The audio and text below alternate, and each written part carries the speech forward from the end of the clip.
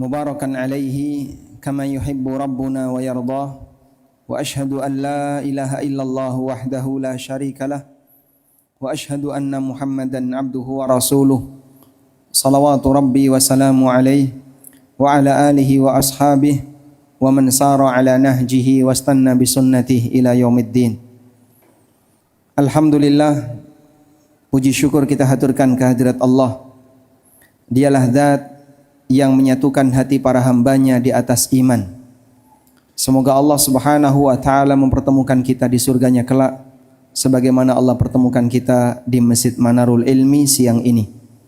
Salawat dan salam semoga selalu tercurah untuk Nabi Agung Muhammad sallallahu alaihi wasallam, terutama di hari Jumat, di mana Nabi sallallahu alaihi wasallam banyak menyarankan kepada kita untuk memperbanyak salawat kepada beliau di hari Jumat.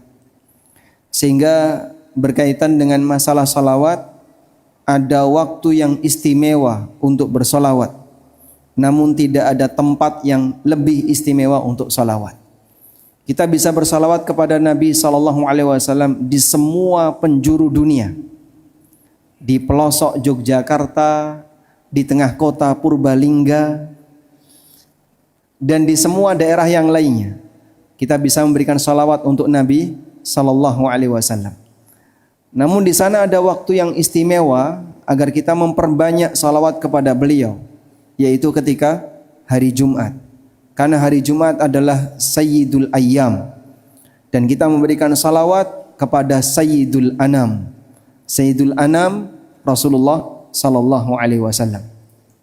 Dan tidak lupa kita mengucapkan jazakumullah khairan, terima kasih banyak kepada Al-Ustadz Abdullah Zain hafizahullah ta'ala dan para asatidzah yang lainnya, serta takmir Masjid Manarul Ilmi yang telah memberikan kita fasilitas untuk belajar bersama di kesempatan siang ini.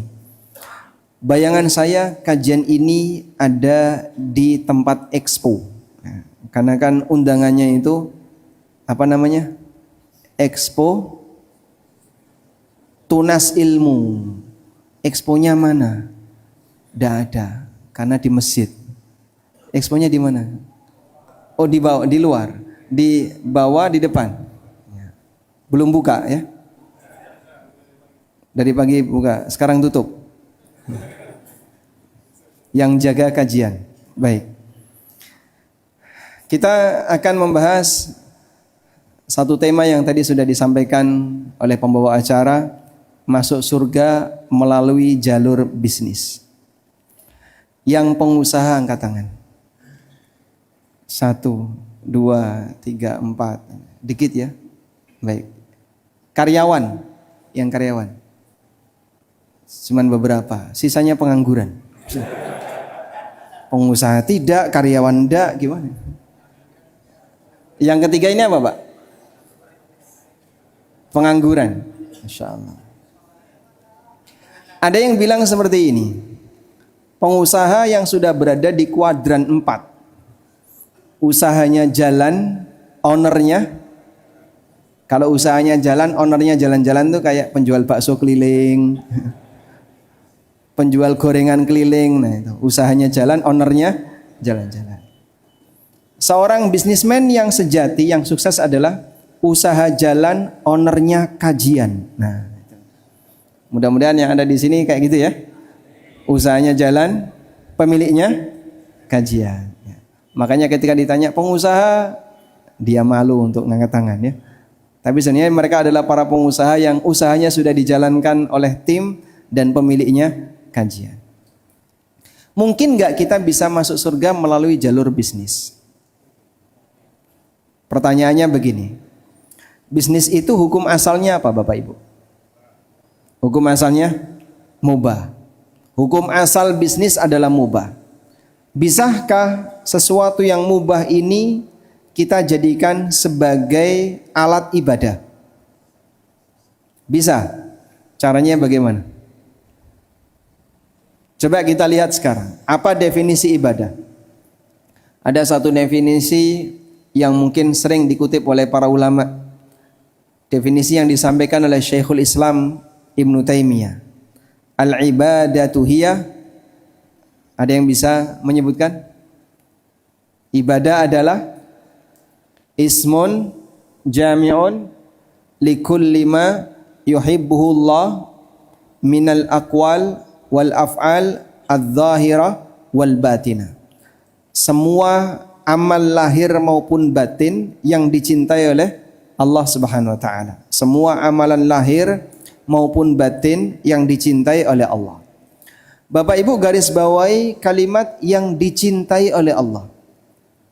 Kapan sebuah tindakan manusia itu bernilai dicintai oleh Allah? Ketika perbuatan itu bentuknya 4 hal berikut ini. Pertama, menjalankan perintah Allah yang sifatnya wajib. Yang kedua, menjalankan perintah Allah yang sifatnya sunnah. Yang ketiga, meninggalkan larangan Allah yang sifatnya haram. Dan yang keempat, meninggalkan larangan yang sifatnya makruh. Ketika seorang muslim dia melakukan 4 ini, barulah dia bisa disebut sebagai ibadah kalau mengacu kepada definisi dari Syekhul Islam. Melaksanakan yang wajib, melaksanakan yang sunnah, meninggalkan yang haram, atau meninggalkan yang makruh. Karena sesuatu yang dicintai oleh Allah hanya ada 4 bentuk ini. Sedangkan yang mubah sifatnya pilihan. Duanya. Kok bisa Pak? Contoh misalnya. Mas, saya itu kok merasa kalau pakai peci warna hitam itu seolah-olah dosa saya rontok semuanya. Salah atau benar kayak gini? Ya? Salah, kenapa? Pakai peci mau warna hitam, mau warna putih, mau warna yang lain, hukum asalnya mubah. Sehingga ada enggak ketika kita memakai peci dengan warna tertentu akan bernilai pahala? Ada? Tidak. Contoh yang lain misalnya. Saya kok merasa kalau sholat pakai sarung, itu seperti derajat saya naik sekian tingkat di surga. Bisa enggak seperti itu? Tidak bisa. Kenapa? Karena dia mau pakai sarung, mau pakai jubah, mau pakai pakaian yang lain, yang penting tidak melanggar syariat, hukum asalnya mubah. Dan seterusnya. Karena itu beribadah dengan sesuatu yang mubah tidak bisa. Karena mubah itu sifatnya pilihan, dikerjakan silahkan, tidak dikerjakan silahkan. Kecuali pada satu keadaan. Nah ini boleh ditulis ya. Kecuali pada satu keadaan. Menjadikan aktivitas mubah itu untuk mendukung kegiatan ibadah. Menjadikan aktivitas yang mubah itu diniatkan untuk mendukung kegiatan ibadah. Dalam kondisi itulah aktivitas mubah dan perkara mubah tadi bisa bernilai pahala. Coba kita ulang ya. Beribadah dengan sesuatu yang mubah itu tidak bisa. Karena yang mubah tadi sifatnya apa Pak? Pilihan, bebas. Orang bebas milih, mau dikerjakan silahkan, nggak dikerjakan silahkan. Dan tidak ada ibadah kok hukumnya bebas, itu tidak ada. Ibadah itu ya dianjurkan atau diwajibkan. Sehingga tidak ada ibadah yang sifatnya bebas milih, dikerjakan boleh, tidak dikerjakan boleh. Namun jika sesuatu yang mubah itu dijadikan sebagai sarana untuk mendukung ibadah, barulah ketika itu aktivitas mubah tadi bernilai pahala. Baik, sebagai contoh, tidur itu hukumnya apa? Tidur itu hukumnya apa? Mubah atau ibadah? Mubah. Loh Pak, katanya tidurnya orang puasa itu ibadah. Kata siapa? Berarti kalau Ramadan senang tidur itu banyak pahala. Baik. Tidur pada asalnya adalah sesuatu yang mubah. Maka tidak ada ibadah yang bentuknya tidur. Tapi kalau tidur itu diniatkan agar biar nanti saya bisa lebih seger, bisa belajar dengan baik, bisa beribadah dengan maksimal, bisa melakukan ketaatan dengan maksimal, maka tidur tadi bisa bernilai pahala.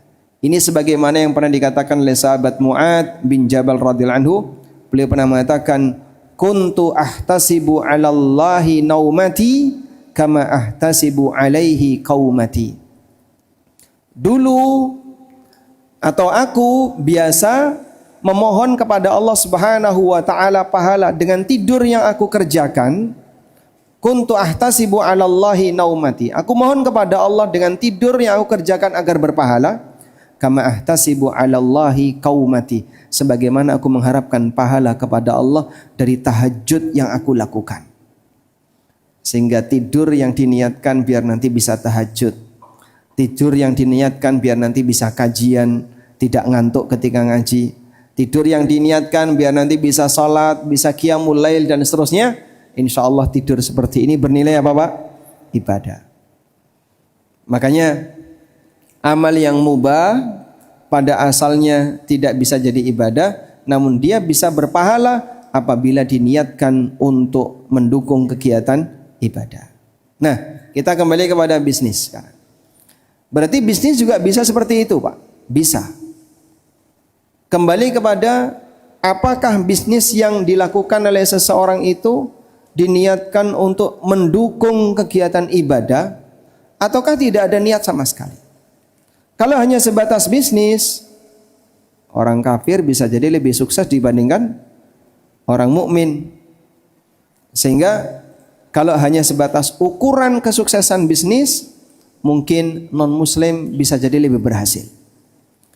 Tapi yang berbeda dari seorang muslim adalah apa yang menjadi semangat dia, yang menjadi harapan dan niat dia ketika dia mengembangkan bisnis. Kalau dia mengembangkan bisnis dengan tujuan, biar nanti saya bisa wakaf, biar nanti saya bisa menyantuni orang miskin, saya ingin membuka lapangan kerja agar keluarga-keluarga saya nggak mampu bisa ikut bekerja di tempat saya. Saya berharap agar nanti saya bisa berzakat, saya bisa haji, saya bisa ini dan seterusnya. Dengan semua semangat itu, maka ketika seseorang berbisnis dengan harapan nanti agar dia bisa berbuat taat kepada Allah dengan nilai harta yang dia miliki, maka di tempat itulah bisnis yang dia lakukan insya Allah bernilai pahala. Baik, sekarang kita akan bacakan beberapa orang-orang yang sukses dalam bisnis di masa silam dan mereka punya niat yang istimewa sehingga keberhasilan duniawi yang mereka miliki digunakan untuk mendukung kegiatan ketaatan kepada Allah Subhanahu wa taala. Yang pertama yang akan kita baca adalah biografi Sa'ad bin Ubadah radhiyallahu anhu. Sa'ad bin Ubadah radhiyallahu anhu sebagai salah satu Sayyidul Khazraj, pemuka suku Khazraj.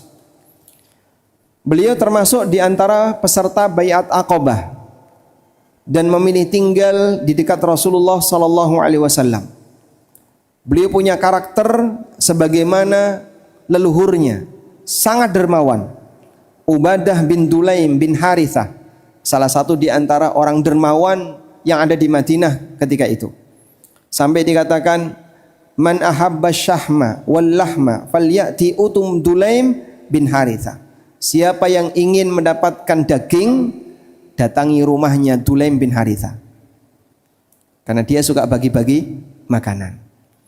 Nah, ternyata anaknya, keturunannya Sa'ad juga punya semangat seperti itu.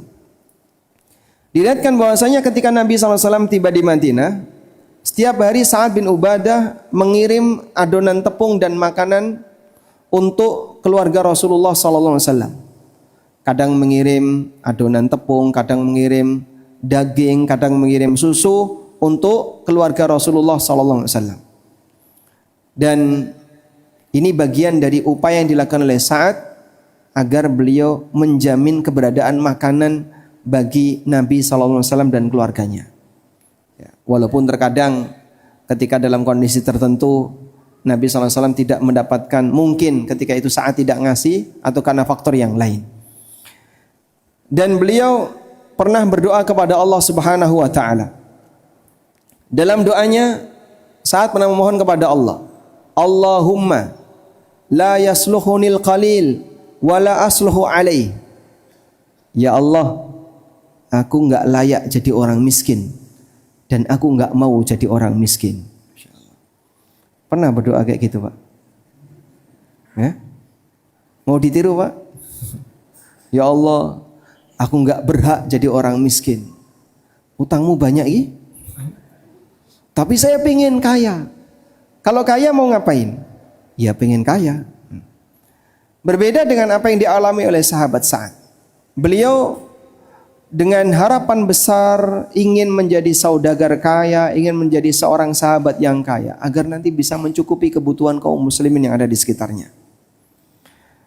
Sampai diceritakan bahwa kebiasaan masyarakat Ansar.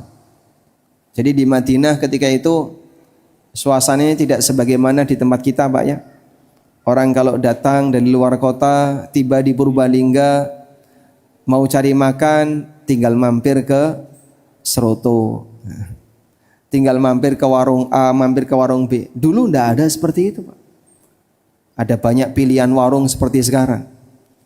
Sehingga orang ketika berasal dari luar Madinah, kemudian dia ingin belajar di kota Madinah di masa silam untuk bisa mendapatkan makanannya, bekal yang mereka miliki, atau membeli dari makanan yang dimiliki oleh masyarakat setempat, atau diundang oleh masyarakat setempat untuk makan di rumah mereka masing-masing.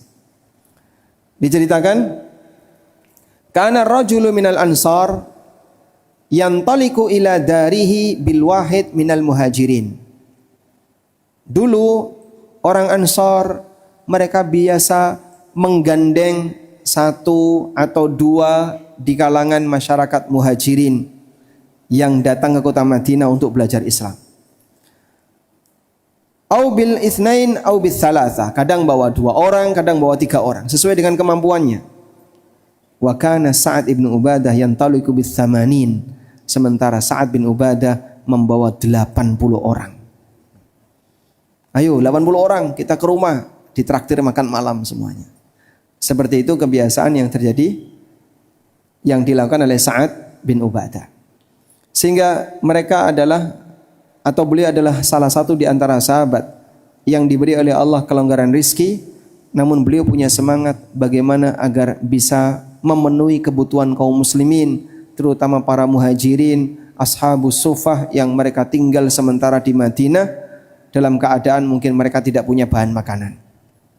Baik, ini kisah yang pertama. Sekarang kita beralih ke kisah yang kedua. Kisah yang dialami oleh seorang ulama tabi'in, Al-Laits bin Sa'ad.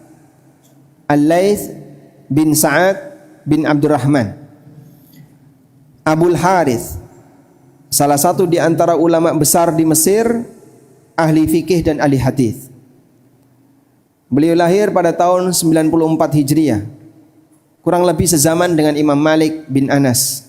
Hanya saja beliau tinggal di Mesir, Imam Malik tinggal di mana? Tinggal di Madinah.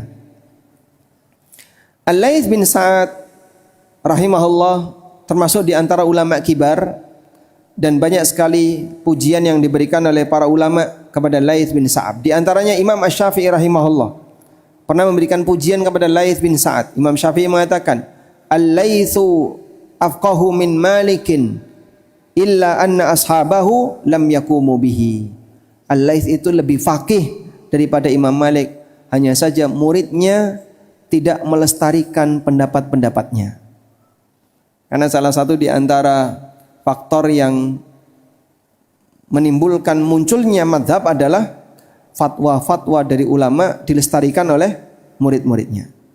Baik.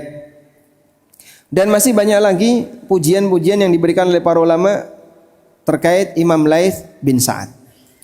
Namun yang menjadi kepentingan kita di sini adalah bagaimana dermawannya Laits bin Sa'ad. Kekayaan yang beliau dapatkan ketika beliau berdagang dimanfaatkan untuk kemaslahatan kaum muslimin. Kita lihat di sini beberapa cerita yang disampaikan oleh para ulama.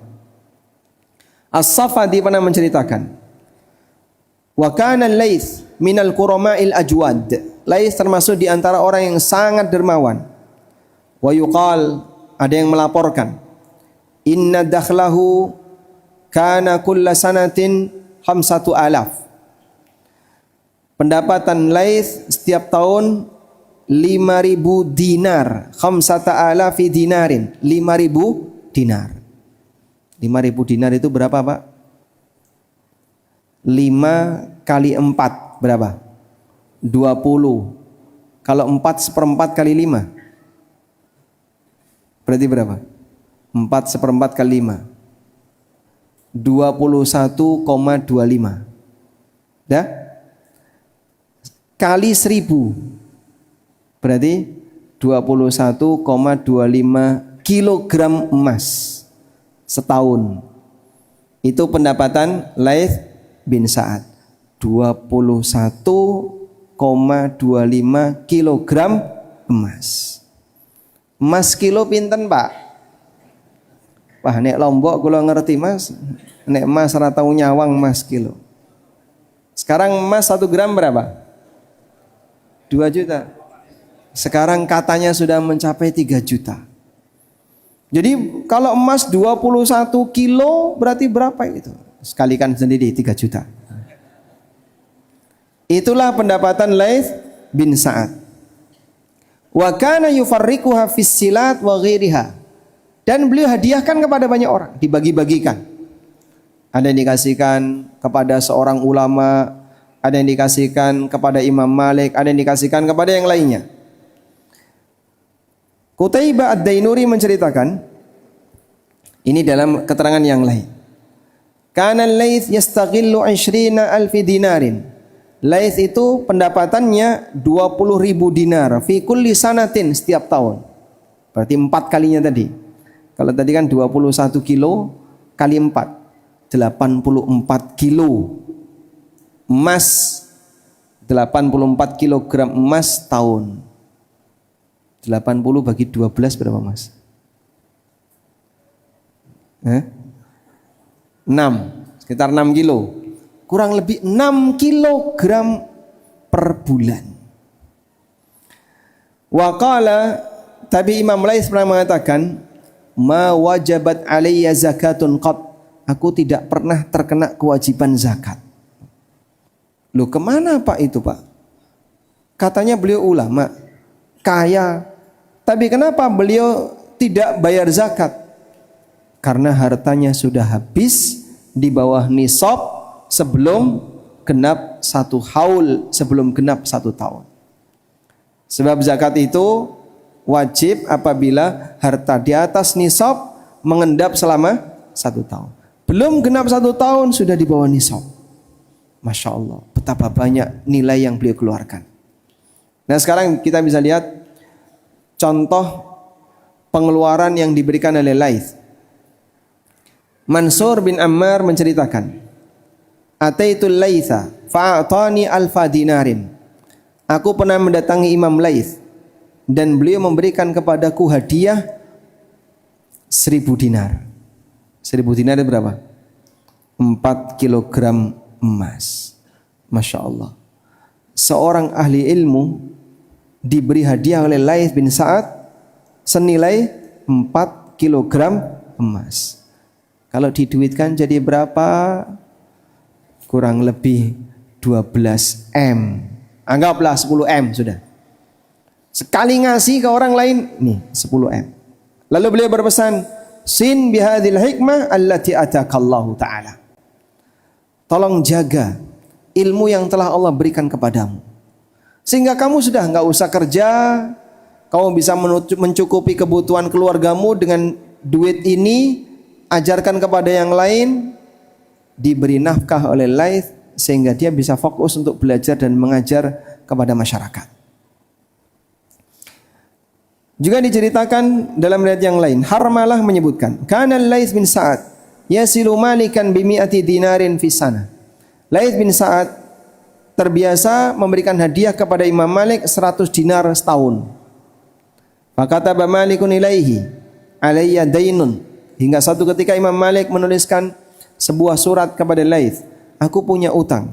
Fa ba'atha ilaihi bi 500 dinarin. Akhirnya ditambahi jadi 500 dinar. Beliau kirimkan lagi 500 dinar. 500 dinar berarti berapa? 2 kilogram emas.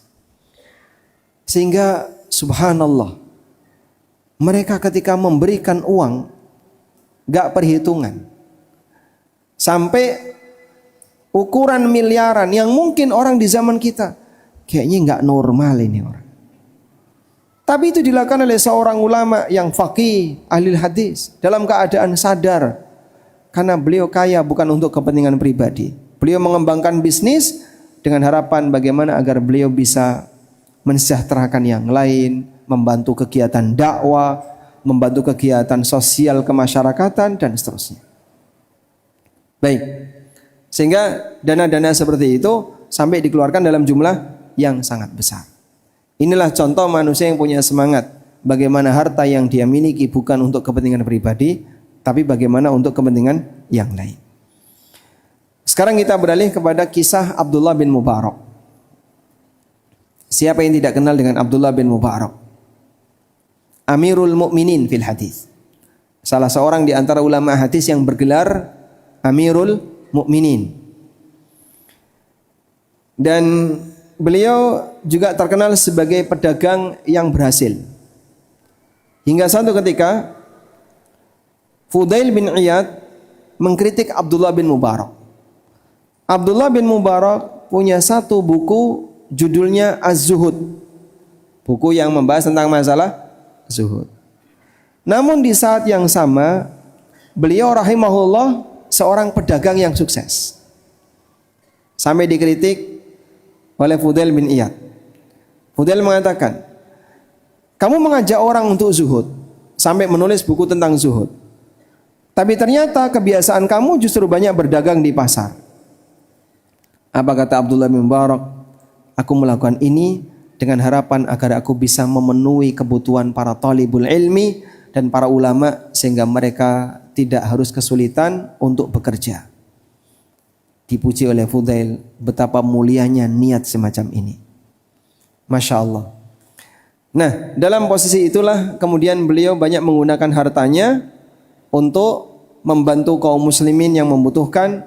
Bahkan sampai diceritakan ya, beliau pernah mengumumkan kepada masyarakat di sebuah kampung, di kampung tempat tinggal beliau, siapa yang mau haji silahkan nanti berangkat bareng saya, untuk biayanya sekian, disebutkan biayanya. Akhirnya beberapa orang yang tertarik berangkat, dia bersedia. Lalu mereka store biaya haji tadi diserahkan kepada Abdullah bin Mubarak. Duit yang beliau kumpulkan dari pendaftaran haji disimpan oleh Abdullah bin Mubarak di dalam peti di dalam rumahnya. Dikunci, setelah itu beliau berangkat.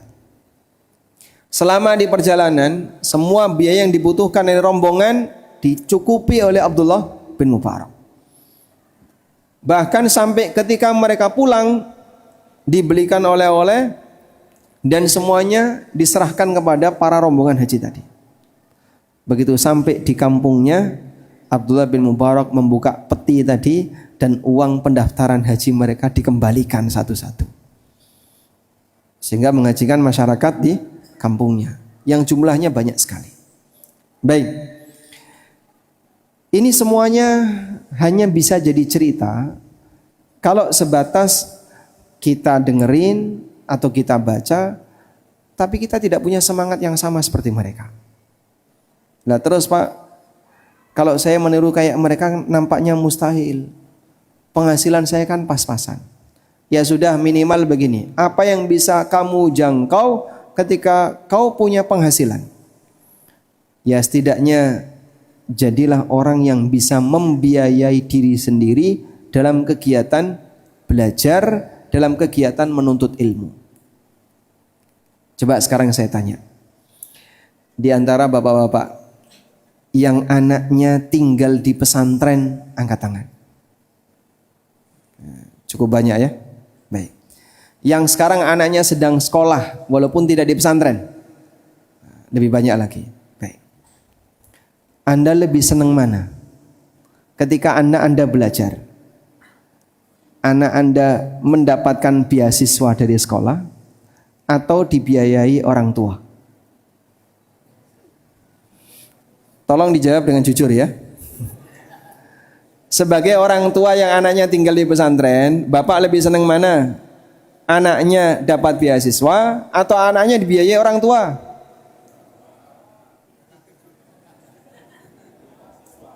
Hah? Lebih senang? Kenapa lebih senang dapat beasiswa? Karena berprestasi. Duit bapaknya kemana? Untuk yang lain, Masya Allah. Sehingga terkadang masyarakat kita untuk membiayai biaya pendidikan anaknya sendiri, dia itu pelit, Pak. Sehingga kadang SPP di pondok nunggak sekian bulan, bahkan ada yang sampai tahunan. Bapak Ibu yang kami hormati, hampir semua pondok punya masalah yang sama. Piutang SPP nunggak dalam waktu yang lama. Bahkan ada salah satu wali murid, anaknya sekolah SD, Pak. Dari mulai masuk sampai lulus kelas 6 itu belum pernah bayar SPP. Padahal bapaknya mampu. Ketika ditelusuri, kenapa dia jarang bayar SPP? Ternyata kata bapaknya, mohon maaf Pak Ustadz, dananya saya putar untuk bisnis. Dananya, biaya SPP anak saya gunakan untuk modal bisnis. Nah, setelah bisnisnya selesai sekian tahun, barulah kemudian dibayarkan SPP anaknya. Memang dilunasi. Setelah 6 tahun anak itu sekolah tanpa membayar sepeser pun. 6 tahun baru dibayar. Wah, kalau kayak gini kan curang dia, Pak. Berarti sebenarnya dalam bisnis yang dia lakukan, dia memanfaatkan dana yang itu adalah hak sekolah untuk dijadikan modal. Tapi dia nggak pernah ngasih bagi hasil ke sekolah. Dimanfaatkan untuk kepentingan pribadinya. Seperti yang disebut orang adil. Bahkan termasuk juga membiayai diri sendiri kan kadang sebagian orang itu berat. Diadakan daurah di mana masjid A, kitab gratis, Masya Allah, yang daftar buahnya sekali. Rebutan dapat apa? Kitab gratis. Kenapa bukan Anda yang membeli sendiri kitab itu? Alhamdulillah Pak Ustadz masih ada yang gratis. Orang sayang untuk mengeluarkan biaya, padahal itu untuk membiayai kegiatan belajar dia sendiri. Jadi jangankan membiayai kegiatan belajar orang lain, kadang membiayai belajar dia sendiri saja dia pelit. Kalau ada gratisan dia semangat, dapat makan gratis semangat, daurah gratis semangat. Daurah di masjid kitab beli, daurah kok bayar. Subhanallah. Nah, mindset seperti ini coba mulai diluruskan ya. Kalaupun saya tidak bisa beramal untuk yang lain, minimal saya beramal untuk diri saya sendiri atau untuk anak keturunan saya, untuk keluarga saya. Sehingga jangan sampai Bapak Ibu para pengusaha yang Anda sudah beraktivitas dunia kemudian mendapatkan keuntungan yang diberikan oleh Allah Subhanahu wa taala kepada Anda, sayang untuk dikeluarkan dalam kegiatan-kegiatan yang sifatnya bernilai pahala. Duit itu kalaupun tidak habis dipakai untuk biaya pendidikan, nanti pasti akan habis dipakai untuk biaya belanja istrinya. Makanya sebelum habis dipakai belanja, gimana Pak? Gunakan untuk kegiatan yang bernilai ketaatan. Baik. Jadi kira-kira Anda lebih senang mana? Kitab gratis atau kitab berbayar? Kalau kajian Anda lebih senang mana? Kitabnya gratis atau berbayar? Masih berat untuk jawab. Bila perlu tak gratis sih Pak Ustadz. Berapa orang yang menjadi peserta? 100 orang. Saya mau bayari 20 orang. Saya bayari 30 orang. Gitu Pak. Sehingga mungkin Anda tidak bisa mengajar. Saya tidak bisa berbagi ilmu. Ya minimal saya punya peran. Mudah-mudahan kitab pegangan yang digunakan untuk belajar, saya bisa ambil bagian di sana. Itulah di antara semangat yang seharusnya dimiliki oleh seorang pebisnis. Maka dia bisnis, dia kaya bukan dalam rangka untuk kepentingan pribadi, tapi bagaimana dia kaya agar bisa memenuhi kebutuhan orang lain, terutama kegiatan-kegiatan yang bernilai sosial keagamaan. Baik, selanjutnya yang tadi kita bahas itu berkaitan dengan masalah pemanfaatan hasil.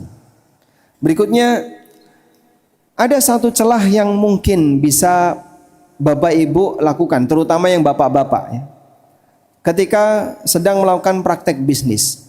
Di tengah praktek bisnis, di tengah praktek usaha, kita mencari peluang pahala.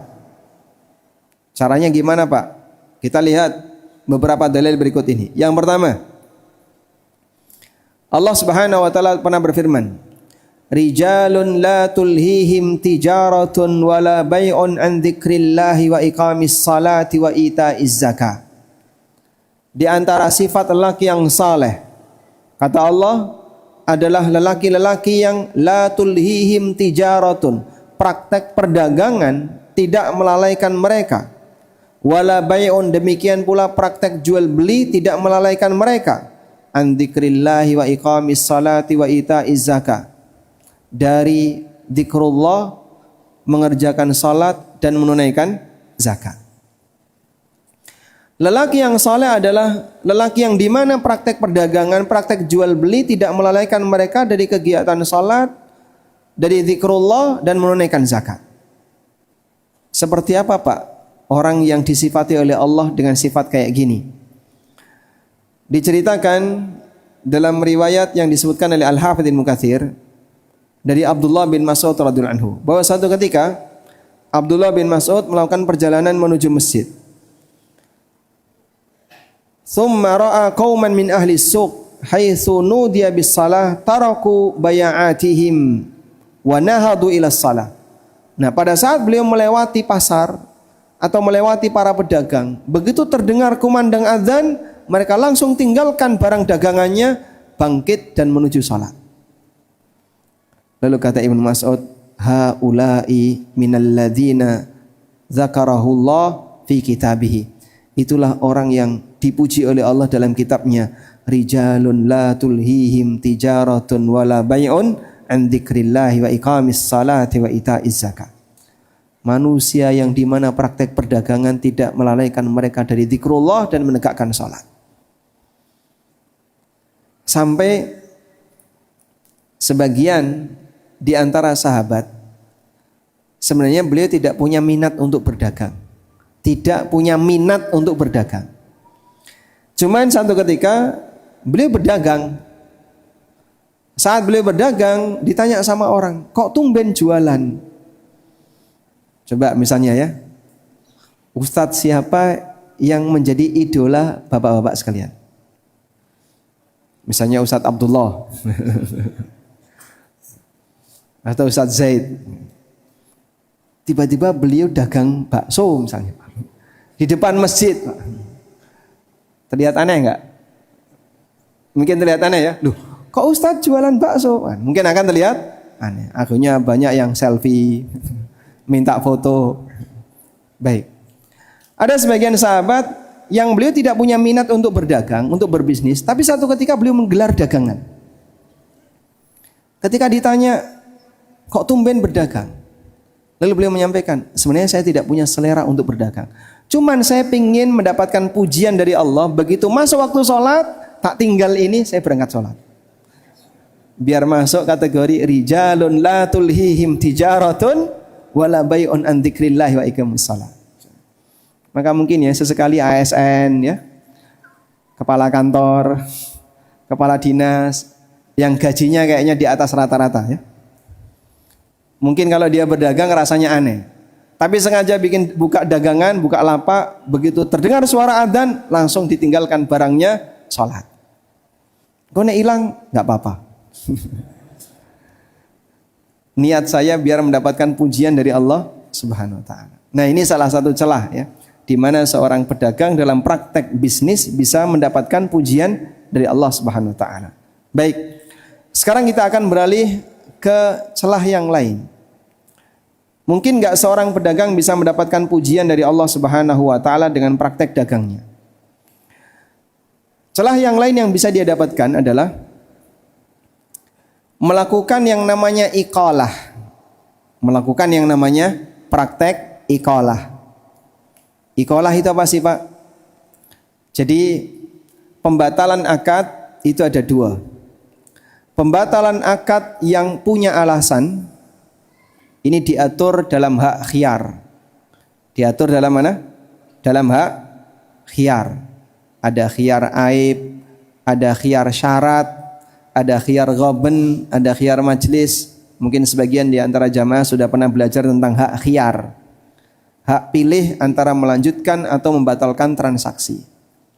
Dah? Ketika ada orang yang mengembalikan barang, saya nggak jadi beli karena ada cacat. Berarti itu namanya apa? Dia memanfaatkan hak khiyar aib untuk membatalkan akad. Alasannya apa tadi? Ada apa? Ada cacat. Nah, kalau menggunakan hak khiyar, maka penjual wajib menerima. Penjual wajib menerima. Jika terbukti, oh iya ini ada cacat, maka penjual wajib menerima. Ya sudah, mana barangnya, ini uangnya tak kembalikan. Atau bisa juga, saya kasih ganti rugi sekian ya. Kalau dia bersedia, boleh dilanjutkan. Yang kedua, pembatalan akad tanpa alasan. Pembatalan akad yang dilakukan tapi tidak ada alasan. Misalnya, ada orang selesai beli di tempat kita. Lalu ketika dia pulang, dimarahi sama istrinya. Gemeteran, dia balik lagi ke toko. Mas, boleh nggak mas, saya kembalikan barang. Loh kenapa pak? Apa ada cacat? Nggak ada mas. Cuman saya dimarahi oleh istri saya. Mohon maaf pak, tidak ada khiyar zaujiyah. Khiyar karena diseneni bojo itu tidak ada pak. Dan barang yang sudah dibeli tidak dapat dikembalikan atau ditukar tanpa alasan. Boleh nggak penjualnya menolak? Boleh atau tidak? Boleh. Kenapa? Karena dia tidak punya alasan. Dan hukum asalnya ketika transaksi sudah deal selesai, maka mengikat kedua belah pihak, sehingga tidak bisa dibatalkan secara sepihak. Tapi jika penjual ini ngalah, lalu beliau memberikan kerelaan, ya sudah, mana barangmu, tak terima, ini uangnya saya kembalikan, maka orang ini mendapatkan janji ampunan dari Allah Subhanahu wa taala. Sebagaimana disebutkan dalam hadis riwayat Abu Dawud, Nabi SAW bersabda, "Man aqala musliman aqalahu Allahu athratahu yaumal qiyamah." Barang siapa yang menerima pengembalian barang seorang muslim, melakukan praktek iqalah, maka Allah Ta'ala akan mengampuni dosanya. Masya Allah. Mau dipraktekkan Pak? Ya. Nanti pas Bapak ke lapak-lapak itu Pak ya, ana sing dodol panganan nggih, dicipi, saya kembalikan Mas. Balikan duitnya. Awis entek kok dibalik nih. Baik. Penjual berhak untuk menolak. Bapak karena tidak punya alasan untuk mengembalikan, maka kami tolak pengembalian barang, sehingga uang tidak kami kembalikan. Boleh enggak kayak gitu? Boleh. Kenapa boleh? Karena dalam hal ini tidak ada alasan. Tapi kalau penjual bersedia untuk menerima, karena mungkin dia merasa kasihan atau dia ingin berbaik hati kepada yang lain, kemudian dia terima pengembalian tadi, uangnya dikembalikan, ini namanya apa tadi? Iqalah. Yang bersangkutan dapat janji diampuni dosanya. Uang 500.000 dipakai untuk nebus dosa, bisa enggak? Allah enggak butuh duitmu. Tapi dengan cara iqalah, mungkin saja seorang pedagang bisa mendapatkan ampunan dari Allah. Sehingga harga barangnya 500.000. Ya sudah, sini barangnya, tak kembalikan 500.000. Rugi enggak pedagang ini Pak? Rugi atau tidak? Tapi kenapa berat untuk dilakukan? PHP Mas. Tadi sudah berharap, wah badi 50 ya. Untung berapa? 50. Gara-gara barang dikembalikan, untung 50-nya gagal. Dia enggak jadi untung 50.000. Nah, kondisi perasaan yang tidak nyaman tadi ternyata tidak disia-siakan oleh Allah. Allah Subhanahu wa taala ngasih pahala kepadanya dan bahkan diampuni dosanya. Baik. Selanjutnya, yang ketiga yang bisa dijadikan sebagai peluang pahala bagi seorang muslim ketika dia berdagang. Memberi yang terbaik bagi orang lain ketika bertransaksi sebagaimana kita ingin disikapi yang sama. Sebagaimana kita ingin disikapi yang sama. Contohnya gimana, Pak? Kita jelaskan dulu. Memberi sikap kepada orang lain sebagaimana kita ingin disikapi yang sama itu disebut dengan an-nasihah. Disebut dengan apa? An-nasihah. Dan Nabi SAW mengatakan ad-dinun nasihah. Isi dari agama ini semuanya adalah nasihat. Nasihat yang dimaksud itu apa sih, Pak? Nasihat dalam bahasa Arab beda dengan nasihat dalam bahasa kita. Nasihat yang dimaksud adalah iradatul khair lil ghair. Semangat untuk memberikan yang terbaik bagi orang lain. Semangat untuk memberikan yang terbaik bagi orang lain. Itulah makna nasihat. Ya? Ada sebagian di antara sahabat yang mereka dibaiat oleh Nabi SAW untuk memberi nasihat kepada seluruh muslim. Di antaranya sahabat Jarir bin Abdillah. Apa gelarnya sahabat Jarir bin Abdillah? Apa gelarnya sahabat Jarir? Yusufu hadhil ummah. Yusufnya umat ini. Orangnya cakep. Sampai pernah dipuji oleh Nabi SAW. Yusufnya umat ini. Sahabat Jarir bin Abdillah pernah mengatakan bayatun Nabiyya sallallahu alaihi wasallam ala nushi li kulli muslim. Aku pernah membayat Rasulullah SAW untuk memberi nasihat, memberikan yang terbaik bagi setiap muslim. Sampai satu ketika, ini peristiwa yang membuktikan kebenaran komitmen bayatnya Jarir bin Abdillah. Beliau pernah menyuruh pembantunya untuk membelikan seekor kuda. Lalu berangkatlah sang pembantu ini mencarikan kuda yang diharapkan oleh Tuan Jarir. Dapatlah seekor kuda yang sangat bagus dengan harga anggaplah 300 dirham. Nah, kemudian beliau minta sekarang kita akan menghadap Tuan Jarir, nanti beliau akan bayar. Maka berangkatlah penjual kuda bersama dengan pembantu tadi menghadap Tuan Jarir bin Abdillah radhiyallahu anhu. Begitu di depan sahabat Jarir, beliau memperhatikan kuda itu. Berapa tadi harganya? 300 dirham. Kayaknya nggak cocok 300 dirham. Penjualnya sudah deg-degan, mau ditawar berapa lagi? Bagaimana kalau 400 dirham? Ya sudah silakan Tuan, 400 dirham. Sebentar, 400 kayaknya nggak cocok. Kalau 500 gimana? Auto yes. Langsung yes. Terus dinaikkan sampai deal di harga 800 dirham. Masya Allah. Yang tadi ketika transaksi dapat 300, terus dinaikkan sampai jadi 800 dirham. Orang di sekitarnya yang melihat peristiwa transaksi itu mereka terheran. Kamu ini kenapa? Sudah dapat harga yang cocok, murah, tapi kenapa malah dinaikkan? Kemudian beliau mengatakan, kuda ini bagus. Gak layak kalau dihargai dengan harga sekian. Maka aku naikkan sesuai dengan kondisinya.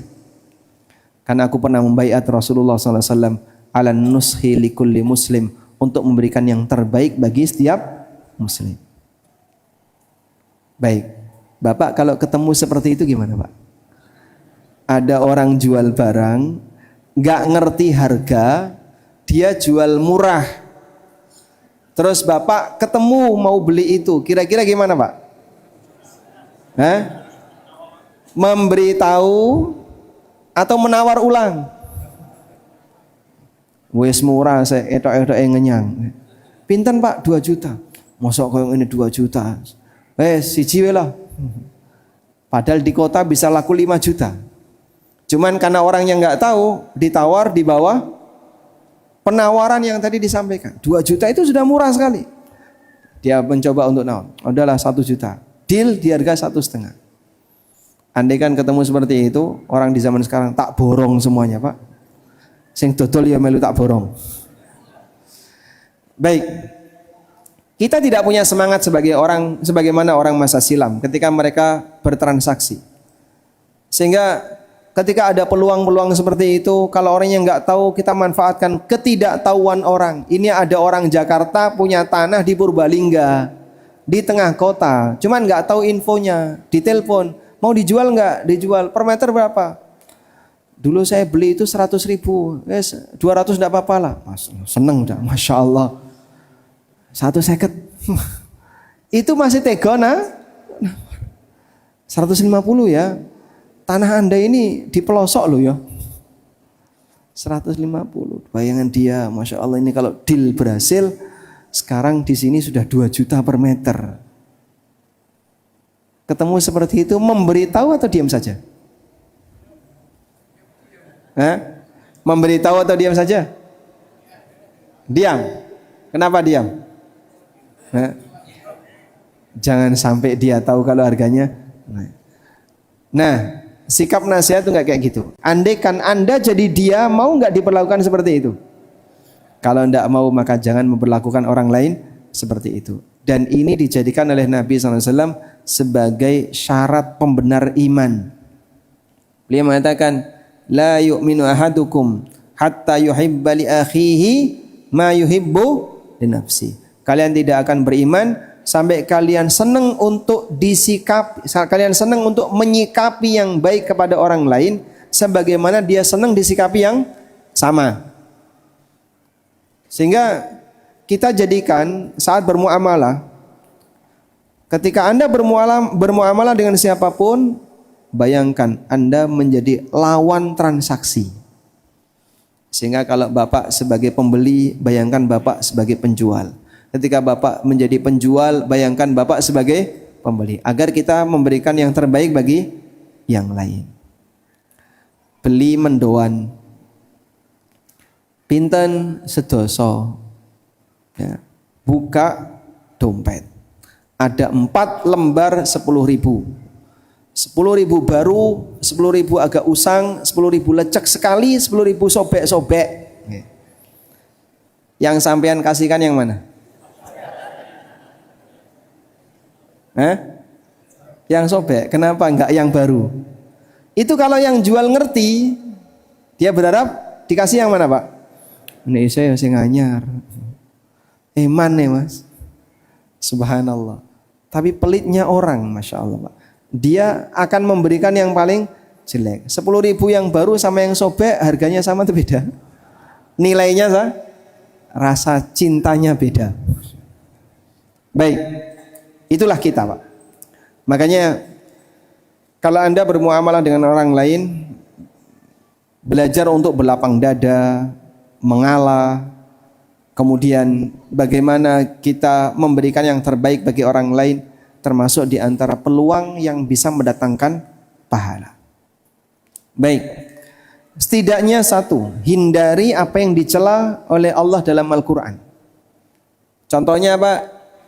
Memiliki karakter curang yang dicela oleh Allah, wailun lil mutaffifin. Cilaka wong sing mutaffif. Apa itu? Alladzina idzaktalu 'alan nasi yastawfun. Kalau dia beli mintanya dipenuhi.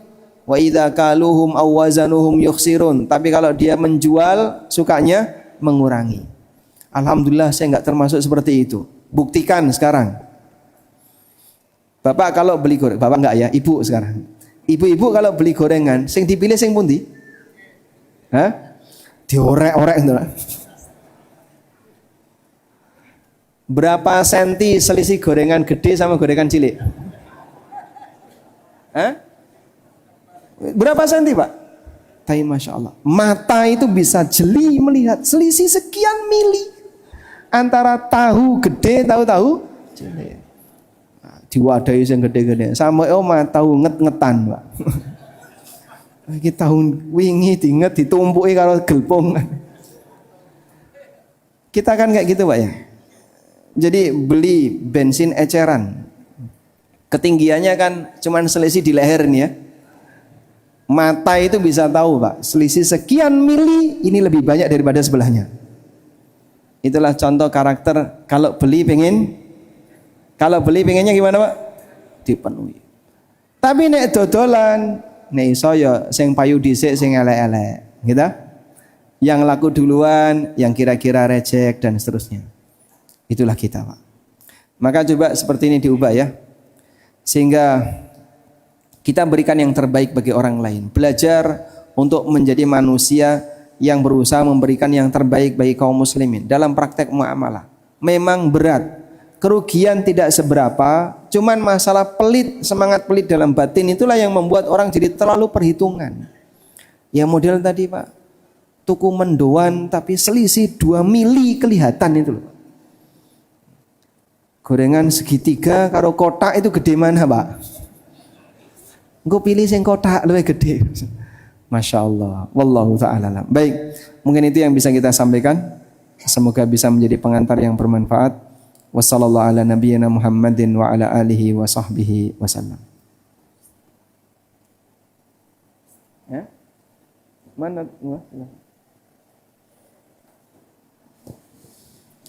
Kami haturkan jazakumullahu khairan dan terima kasih kepada beliau Ustadz Ami Nurbait STBA Hafidhullah Ta'ala atas materi yang telah disampaikan.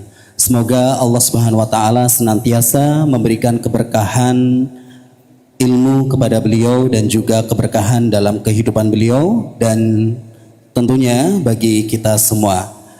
Hadirin yang semoga dirahmati Allah Subhanahu wa Ta'ala, alhamdulillah tabligh akbar kali ini telah usai. Marilah kita tutup pertemuan ini dengan doa kafaratul majlis.